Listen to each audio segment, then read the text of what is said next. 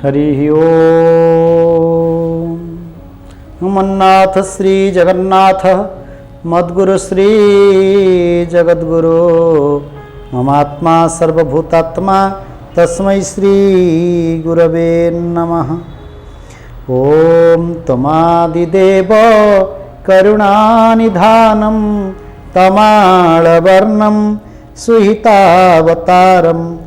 अपार संसार समुद्र सेतुं भजामहे भागवतं स्वरूपं भजामहे भागवतं स्वरूपं भजामहे भागवतं स्वरूपं। बोल भागवत भगवान की जय हो। माननीय विदग्ध श्रोतृमंडली, आपण माने विगत अध्याय रे श्रवण करिथिले आत्मदेव ब्राह्मण निजर पुत्र निमित्त जो साधन निजर पुत्र निमित्त जो समग्र सबुकु त्याग करी जंगल रे बुली बुली से ऋषिंक साक्षात्कार पाइचंती एवं ऋषिंक ठारू गोटे फल आनी जेतेबेले तांकर स्त्री को दबा पे आसीचंती ऋषि कहिचंती देख आत्मदेव ये जो फलटी नौच ये फलटी होची एभली फल जे जो स्त्री ये फल को प्राप्त होब ना से किमितिका हब से पिलाटी किपरि पिला हेब आपण माने देखंतु सेथिपाई आमर शास्त्र कहंती जेतेबेले माँ पेटरे पिलाटीए थाए से समय रे तार से सेठी तार मस्तिष्क बहु परिमाण रे विकसित होउथाए एवं से पिलाटी किपरि भल हब किभଳି भाବରେ ଭଲ ପିଲାଟିଏ ହେଇ ଜନ୍ମ ହେବ ସେଥିପାଇଁ ଶାସ୍ତ୍ରରେ ବିଭିନ୍ନ ସଂସ୍କାର ରହିଛନ୍ତି। ସେ ସଂସ୍କାର ତ କଥା ଥାଉ ଯାହା, କିନ୍ତୁ ଯଦି ସେହି ସମୟରେ ମା' ମାନେ ଭାଗବତ ଶ୍ରବଣ କରନ୍ତି, ରାମାୟଣ ଶ୍ରବଣ କରନ୍ତି, ମହାଭାରତକୁ ଶ୍ରବଣ କରନ୍ତି, ସାଧୁ ସନ୍ଥମାନଙ୍କର କଥାକୁ ଶ୍ରବଣ କରନ୍ତି, ନିଶ୍ଚିତ ଭାବରେ ଏ ପିଲା ଯେ ଜନ୍ମ ନେବ ସେ ନିଶ୍ଚିତ ଭାବରେ ଜଣେ ମହାପୁରୁଷ ହେଇ ଜନ୍ମ ନିଏ। ତାର ଖାଦ୍ୟ, तार मार चिंतन, मार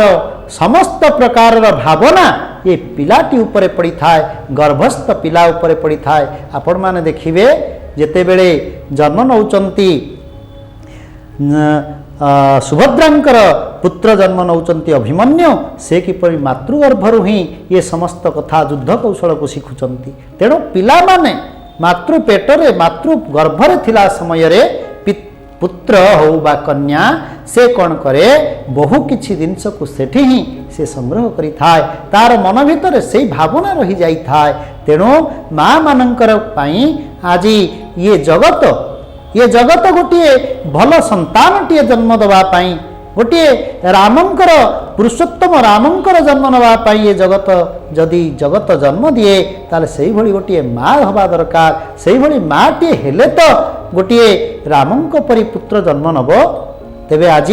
आमे समस्ते से कथा को छाड़ी देइचे, से कथा को चिंता करूना है, किंतु आज ऋषिवर कहउचंती कहले हे ब्राह्मण सत्यम शौचम दयादान मेक भक्तम तु भोजनम वर्षावधि स्त्रिया कार्यम तेन पुत्रोति निर्मलः। हे ब्राह्मण देवता आपणकर निश्चित भाव जड़े उच्च ज्ञान संपन्न पुत्रटीए जन्म नब, किंतु आपण जदि आपणक स्त्री को ये फलटी देबे एवं तांकु कहिबे कौन करिया पही ना विप्रदेवता गुरुजने अतिथि सन्यासी पूजने तोहर घरणी बरसे रहिब शौचे हरसे सत्य वचन दान दया हविष्य विधि सविनया पवित्र मानस प्रसादु पुत्र होइब तोर साधु। आपण माने देखंतु पुओ जदि योग्य हैला धन संचीवी कहा पाई, पुओ जदि अयोग्य हैला धन संचीव कहा पाई। जदि पुओटीए जन्म नेला योग्य पुत्र जन्म नेला ताले ता पाई धनर आवश्यक नहीं, से रोजगार करिवो सबु किछि करिवो, से कल्याण आपणकर पवित्र करिदबो, कुल को पवित्र करिदबो। आउ जदि पुत्रटीए अयोग्य हैला आपण तो जहाँ संचय करिथिबे से सबु को नष्ट करिदबो। तेणु आज आत्मदेव ब्राह्मण को मुनि कहउचंती ऋषि कहउचंती कहले हे ब्राह्मण देवता ये फलटी को नेबे आपणक स्त्री को देवे किंतु आपणक स्त्री यही कथा को आचरण करने दरकार कौन करिवे ना आपणकर स्त्री प्रत्यह उठी शौच भाव दिय दर्शन करंतु साधु सन्थ मानकर सेवा करिवे हविष्यान्न भोजन करिवे सत्य परायण हेबे ये सब कथा जदि करिवे ताले आपणकर गोटे साधु जस्मिन कूले जात भवान वैकुल पावन से कूल पवित्र हो जीवो जदि साधुटीए कूल जन्म निए भागवत रे नृसिंहदेव कहउचंती प्रह्लाद को त्रिसप्तभी पिता पुतः पुत्र पितृभि सहते नंघ साधु जस्मिन कूले जात भवान वैकुल पावन कहउचंती प्रह्लाद कहले हे भगवान मु मोर बापार गोटे भल पुओ हो पारली नाही कारण मु बापांकर भल पुओटे केमिति हो पारली नाही मु मो बापा को निज हाथ में मारिली आपणक हाथ में मो बापा को मरेइली कहीं पुत्रटीए जितेबाला जन्म निए तार बापा तार माँ से माने केते आनंदित हुअंती यही पुत्र आमर कौन करिवो आमर कल्याण करिवो मला परे मध्य आम मानक से मने पकेइवो आम मुखरे मुखाग्नि दब पिंडदान करिवो इत्यादि कथा किंतु हे प्रभु करुणा वरुणालय महाप्रभु मु मो बापांकर गोटे भल पुत्र हो पारली नाही कारण मु मो बापा को आपणक हाथ में मरेइची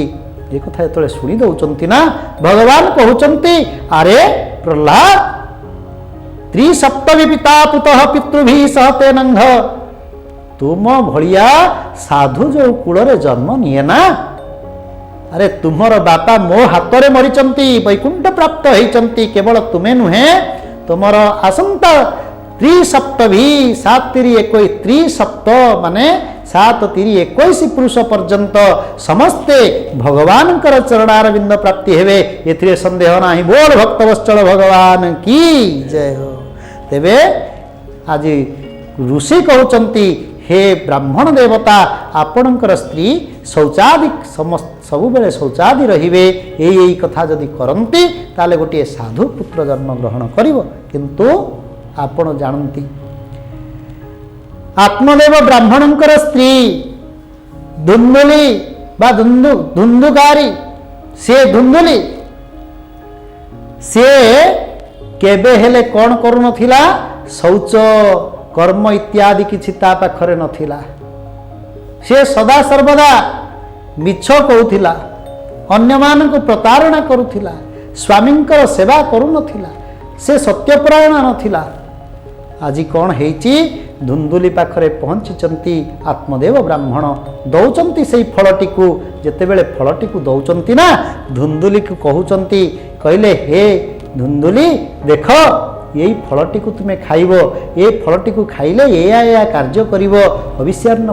भोजन करिवो तुम्हें साधु सन्थ मानकर सेवा करिवो जदि ये कथा तुम्हें कर ताले निश्चय भाव में गोटे उत्तम पुत्र आमे प्राप्त हवा एथिरे संदेह नाही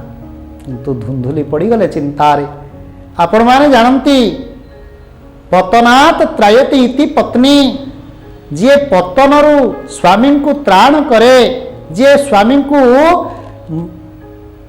अकार्यरु स्वामी को पापरु जे मुक्त करे सी होउचंती पत्नी आज धुंधुली कौन करुछंती स्वामींकर कथा को शुणीदेला परे से चिंतित हो पड़ुचंती से कहउचंती कहले केमिति ये गर्भ कथा मु केते 10 मास गर्भ धरिबी ये जो कथा सब कहले ये कथा गुड़ाक करी ये कथा करी मु केते कष्ट पाइबी अबा उदर बढ़ी दिनु दिन होइब क्षुधा तृषा क्षीण मोर तो ये जीवन चली जीव पिलाटीए जन्म देवा मु शुणिची पिलाटीए जन्म देवा सबुठारु ये जगत रे कष्ट साध्य कथा तेणु मु एमिति रहिबा दरकार मोर पिला छुआ किछि हबा दरकार नाही मु बंध्या होई रहिबा पई चाहे तेणु हे भगवान मते दया करंतु ये पिला छुआ जन्म नवा पर फेर तांकर सेवा करिवि केते कौन करिवि देखंतु ये जगत वर्तमान शिक्षा ग्रहण करिबा धुंधुलींक ठारु शिक्षा ग्रहण करिबा दरकार कौन ना केवल आमे चिंता करुछाए ସୁଖ ସୁଖ ସୁଖ। ଇଏ ଜୀବନ ସୁଖ କେତେବେଳେ ମିଳିବ? ଯେତେବେଳେ ଆମେ ସୁଖକୁ ପାଇବା ପାଇଁ ତତ୍ପର ହେବା ସେତେବେଳେ ଆମକୁ ସୁଖ ମିଳିବ। କିନ୍ତୁ ଧୁନ୍ଦୁଲି ତ ଏ କଥା ଚିନ୍ତା କରୁନାହାନ୍ତି। ସ୍ୱାମୀ ସବୁ କଥା କହିଦେଲେ, ଧୁନ୍ଦୁଲି ଚିନ୍ତାରେ ପଡ଼ିଗଲେ, କ'ଣ କରିବି, କେମିତି କରିବି, ଏ କଥାକୁ କେମିତି ନ ହୁଅନ୍ତା। ଯଦି ଏ କଥା ହେଲା, ଯଦି ମୋର ପିଲାଟିଏ ଜନ୍ମ ନେବ, ମୁଁ ଅସୁନ୍ଦରୀ ହେଇଯିବି, ମୁଁ ଭାଗ୍ୟହୀନା ହେଇଯିବି, ମୋର ପେଟରେ ପିଲାଟିଏ ରହିବ, ମୁଁ କେତେ କଷଣ ପାଇବି, ଏ କଷ୍ଟକୁ ମୁଁ କେବେ ହେଲେ ସହ୍ୟ କରିପାରିବି ନାହିଁ। ଆଉ ସେହି ସମୟରେ ମୋର କଷ୍ଟକୁ ଦେଖି ମୋର ନଣନ୍ଦ ଆସିବ, ସେ ମଧ୍ୟ ମୋ ଘରେ ଯାହା ଭଲ ମନ୍ଦ ଥିବ ସେ ସବୁ ନେଇ ଚାଲିଯିବ। ଏଇ କଥାକୁ ସବୁବେଳେ ଚିନ୍ତା କରି ଧୁନ୍ଦୁଲି ଆଜି କହୁଛନ୍ତି, ଚିନ୍ତା କରୁଛନ୍ତି, ହେ ଭଗବାନ ମୋତେ ରକ୍ଷା କରନ୍ତୁ, ମୋର ପିଲା ଛୁଆର ଆବଶ୍ୟକ ନାହିଁ। ଦେଖନ୍ତୁ ସ୍ୱାମୀଙ୍କର ଇଚ୍ଛା ମୋ କୂଳରେ ଗୋଟିଏ ଉତ୍ତମ ସନ୍ତାନ ଜନ୍ମ ନେଉ, କିନ୍ତୁ ସ୍ତ୍ରୀ କହୁଛି ମୋର ପିଲା ଛୁଆ କିଛି ଆବଶ୍ୟକ ନାହିଁ। ଯେତେବେଳେ ସ୍ୱାମୀ ସ୍ତ୍ରୀ ଭିତରେ ଏଇ ଯେଉଁ ଭାବନା ଯେତେବେଳେ ଗଢ଼ି ଉଠେ ନା, ସେ ସଂସାର କେବେ ହେଲେ ଆଗେଇ ପାରିବ ନାହିଁ। ଆଜି ଧୁନ୍ଦୁଲିଙ୍କ ଚିନ୍ତାକୁ ଦୂର କରିଛନ୍ତି କିଏ? ନା ତାଙ୍କର ଭଉଣୀ। ତାଙ୍କ ଭଉଣୀ ଆସି ପହଞ୍ଚିଛନ୍ତି ଧୁନ୍ଦୁଲିଙ୍କ ପାଖରେ ଏବଂ ଧୁନ୍ଦୁଲିଙ୍କ ପାଖରେ ପହଞ୍ଚିବା ପରେ ସେ କହୁଛନ୍ତି, ନାନୀ ତୁ କାହିଁ ଏତେ ଚିନ୍ତା କରୁଛୁ? ତୋ ସମସ୍ତ ଚିନ୍ତାର ମୁଁ କ'ଣ କରିବି ନା ଅନ୍ତ ଘଟେଇ ଦେବି। ନା କେମିତି? ନା ତୁ କିଛି ଚିନ୍ତା କରନି, ମୋର ମଧ୍ୟ ପିଲାଟିଏ ହେବାର ଅଛି, ମୋ ପିଲାଟି ଜନ୍ମ ନେବ, ତେଣୁ ତୁ କ'ଣ କରିବୁ? ତୁ ପିଲାଟିଏ ଜନ୍ମ ଦେବାର ଗୋଟେ ଅଭିନୟ କରିବୁ, ମୋ ପିଲା ଜନ୍ମ ହେବ ବୋଲି, କିନ୍ତୁ ତୁ କିଛି ସେଗୁଡ଼ାକ କାହାକୁ କହିବୁନି, ଯାହା ହେବା କଥା ସେ କଥା ମୁଁ କରିବି।